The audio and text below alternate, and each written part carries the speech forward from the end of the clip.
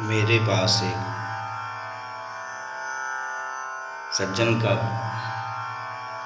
प्रश्न आया। उसने कहा कि मैं जब सोकर जगता हूँ,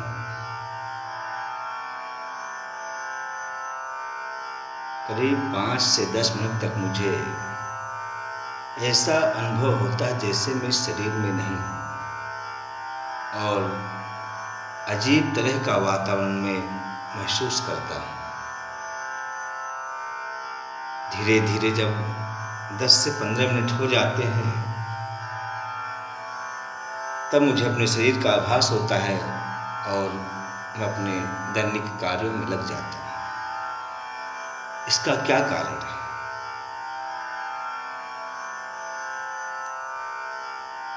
वास्तव में यह प्रश्न हम सभी के जीवन में है कि कुछ तो ऐसा हमारे जीवन में है जिसको हम सामाजिक रीति परंपरा या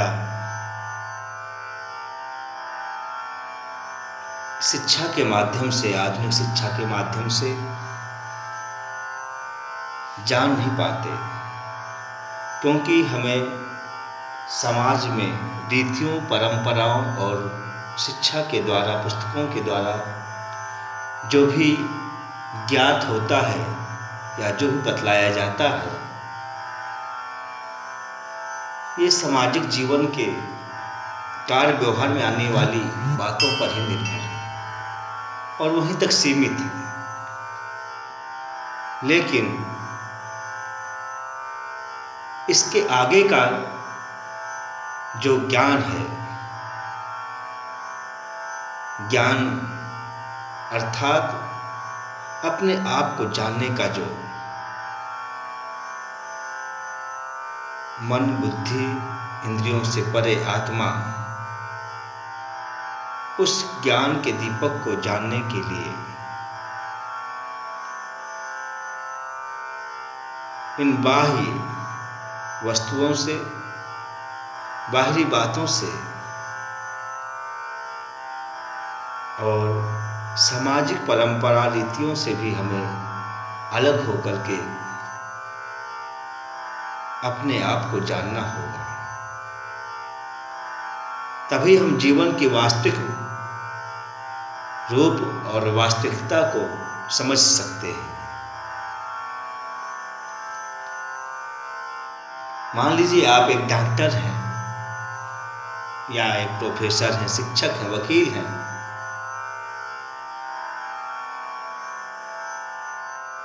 क्या जन्म से पहले भी आप डॉक्टर ही बनकर आए थे या मृत्यु के बाद भी आप डॉक्टर ही बने रहेंगे? ये भी एक प्रश्न है।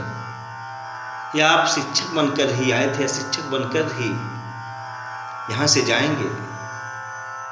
नहीं, सीधा सा उत्तर है, डॉक्टर आप यहां आकर के शिक्षा के माध्यम से, ज्ञान के माध्यम से, तकनीक के माध्यम से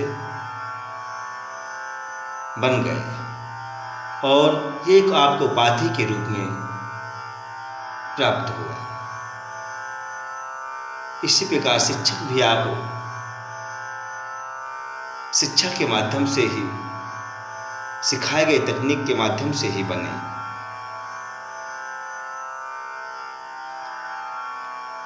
लेकिन उसके पहले भी आप कुछ बनकर आए थे, तब भी आप थे और ये शरीर जब यहाँ पर छूट जाता है उसके बाद भी आप रहेंगे। वो क्या है? वो कौन है?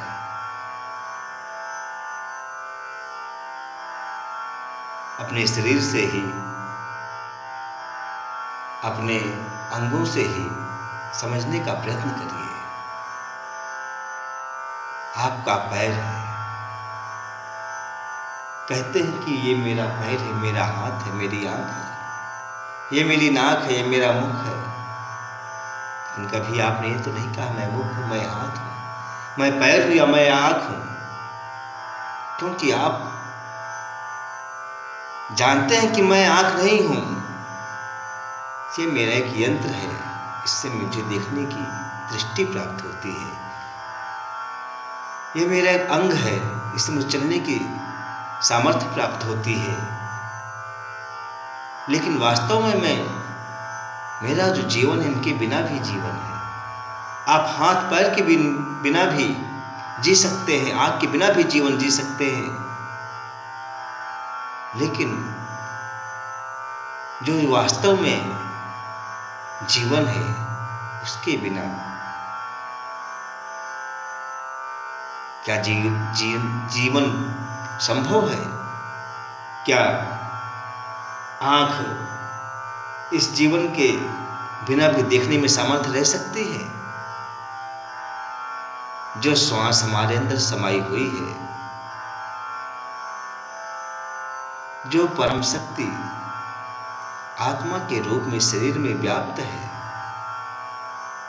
क्या उसके बिना हाथ पैर आंख देखने में, चलने में, कुछ करने में सामर्थ्यवान है? नहीं।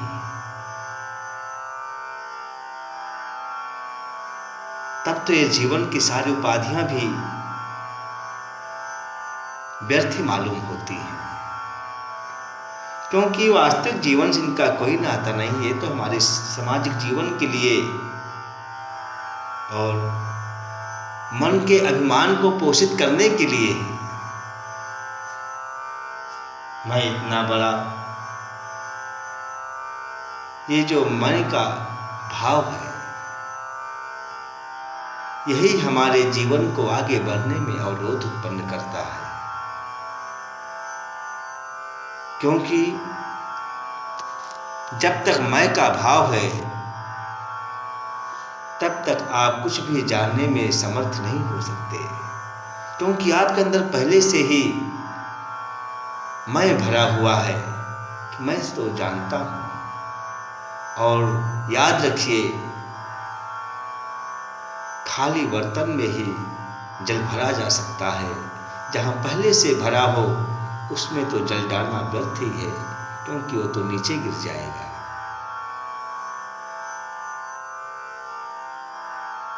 जहां भी मैं का अहंकार का भाव है कि मुझे तो पूर्व में ही सब कुछ ज्ञात है, मुझे ये क्या सिखाएंगे, वहां पर ज्ञान निश्चित रूप से पल्लवित या पुष्पित नहीं हो सकता। उसकी अविरल धारा आगे नहीं बढ़ सकती। ये तो ज्ञान वो चट्टानों को फाड़ करके भी, चट्टानों को तोड़ करके भी वहां समाहित हो सकता है जहां उसके लिए जिज्ञासा हो, जहां बर्तन खाली हो।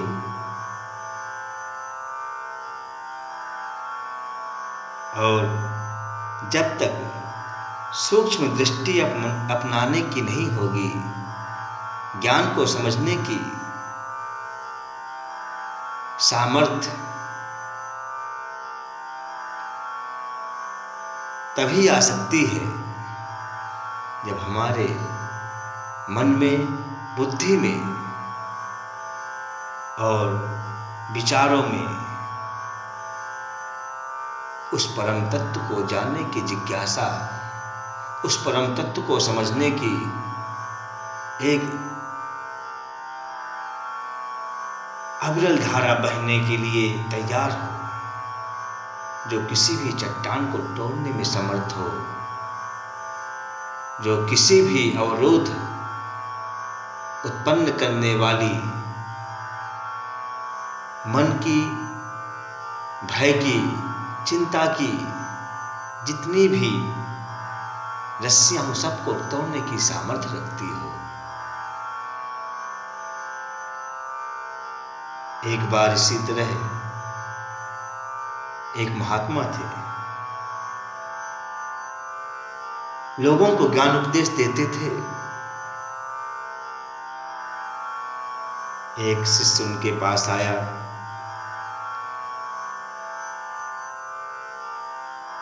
उसने महात्मा जी से आदरपूर्वक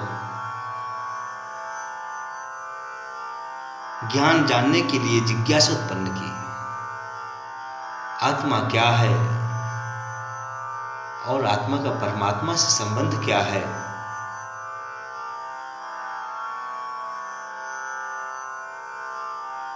महात्मा ने कहा, ठीक है, मैं तुम्हें ज्ञान देता हूं। उन्होंने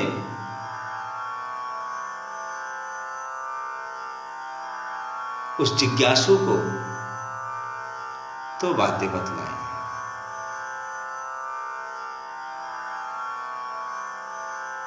जाओ तुम निरंतर, जब तुमको समय खाली मिले, हरि ओम का जप करना। जिज्ञासु लौट आया, अपने काम करता रहता। जब उसको थोड़ा समय मिले, हरि ओम का जप कर ले। फिर दूसरे दिन महात्मा जी के पास पहुंचा। महात्मा जी ने कहा, अब किस लिए आए हो?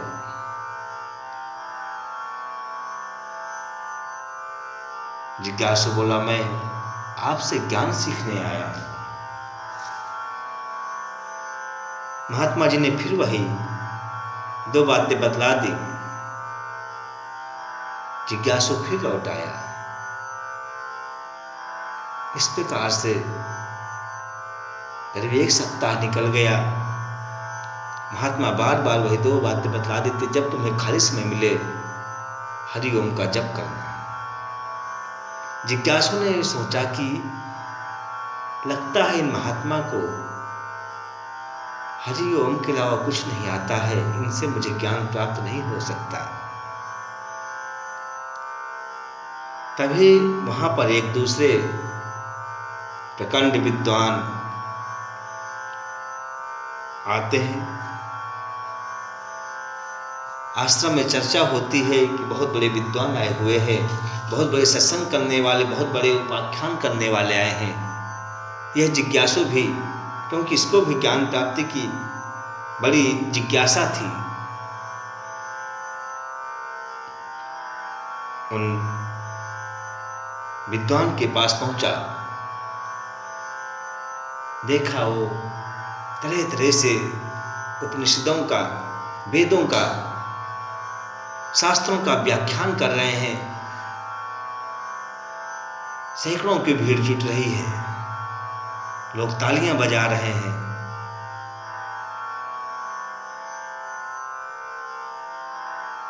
जिज्ञासु ने भी सोचा, वास्तव में देखिए ये है विद्वान, इनसे कुछ प्राप्त किया जा सकता है। मैं लगता है गलत जगह चला गया था, वहां तो बस दो शब्द के अलावा कुछ बतलाया ही नहीं। इस प्रकार से मन में जिज्ञासु प्रसन्न होकर के ज्ञान की चर्चाओं को सुनता रहा। जब संबोधन समाप्त हुआ, ज्ञान चर्चा संपन्न हुई, जिज्ञासु उन विद्वान के पास गए और बोले, मैं भी आपसे कुछ ज्ञान सीखना चाहता हूं। बोले, अवश्य सीखो, लेकिन तुम यहां कहां रहते हो? अभी तक किसका सत्संग तुमने किया? उसने बतलाया कि मेरे यहाँ पर एक महात्मा जी हैं और उन्होंने मुझे उपदेश की दो बातें बतलाई हैं और लोग उनका बड़ा सम्मान भी करते हैं। आप क्या उनसे मिलना चाहेंगे? विद्वान ने कहा, अवश्य, मैं भी मिलना चाहता हूँ, देखता हूँ आखिर कौन महात्मा है और कितना उनके अंदर ज्ञान है, मैं भी उसको जानना चाहता हूँ। महात्मा के पास विद्वान गए। महात्मा ने बैठने के लिए आसन दिया और कहा, आप अपनी ज्ञान चर्चा सुनाएं, कुछ अपने जीवन के बारे में आपने जो कुछ सीखा है वो मुझे सुनाएं। महात्मा की बात सुनकर विद्वान ने वहाँ भी अपने संबोधन, उपनिषदों का ज्ञान, वेद वेदांत का ज्ञान, शास्त्रों का ज्ञान, कथाओं का, पुराणों का ज्ञान घंटों सुनाते रहे। जब कई घंटे बीत गए, महात्मा जी देखते रहे और महात्मा जी से उस विद्वान ने कहा, क्या आप मेरे इस ज्ञान से संतुष्ट हैं? बोले, मैं तो आपसे कुछ ज्ञान सुनना चाहता था, लेकिन आपने तो उन बातों को, रटी रटाई बातों को कहा जो हर वेद की पुस्तक में लिखा हुआ है, पुराणों में लिखा हुआ है, शास्त्रों में लिखा हुआ है। ये तो यहाँ पर मैंने सैकड़ों बालकों को पढ़ाया है, सब जानते हैं। मैं तो उस ज्ञान की सुनने की इच्छा रखता हूँ जो आपने अपने अंदर से सीखा हो, जो आपने स्वयं के अनुभव से जाना हो। यह सुनते ही विद्वान का चेहरा उतर गया। उसे समझ में आ गया, ये तो बहुत ही ऊंचे कोई महामूर्ति, महान पहुंचे हुए संत हैं, और चरणों में गिर गया। कहने का आशा ये है कि हमें रटी रटाई बातों से अपने आप को सर्वश्रेष्ठ समझना एक मूर्खतापूर्ण कदम है। वास्तविकता ये है कि हम अपने जीवन को उन्हीं पद्धति में बांधकर लपेटे हुए हैं और उससे आगे जानने के लिए प्रयास ही नहीं करते, जबकि जीवन तो वो धारा है जो निरंतर बहते बहते बहते अथाह समुद्र में गिरती है, और वहाँ भी गहराई जिसका उस संसार अनंत है। अनंत सागर में अपने अंतस में, अपने आप में, उस परमात्मा के दिव्य रूप में, उस परमात्मा को जानने में जितना समय हम लगाएंगे, जब हम वास्तविकता में अपने अंदर उस परमात्मा की दिव्य अनुभूति को प्राप्त करेंगे, अपनी आत्मा को जानेंगे। जे खो जातिन पाइयां गहरे पानी पैठ, ये उसी प्रकार है। आप यहाँ वहाँ दर दर क्या खोज रहे हैं, वो तो तुम्हारे पास ही बैठा हुआ है। मूलभूत संसार की जो भी सुख सुविधाएं हैं, उनके लिए तो पुस्तकों का ज्ञान ये तुम्हें दिला देगा, लेकिन वास्तविक जीवन की जो परम उपलब्धि है, ज्ञान की दिव्यता है, उसे आपको स्वयं ही इसमें तैरना होगा, स्वयं ही डुबकी लगानी होगी, स्वयं ही गोते लगाने होंगे, तभी उस परमात्मा की आप दिव्य अनुभूति को जान सकते हैं।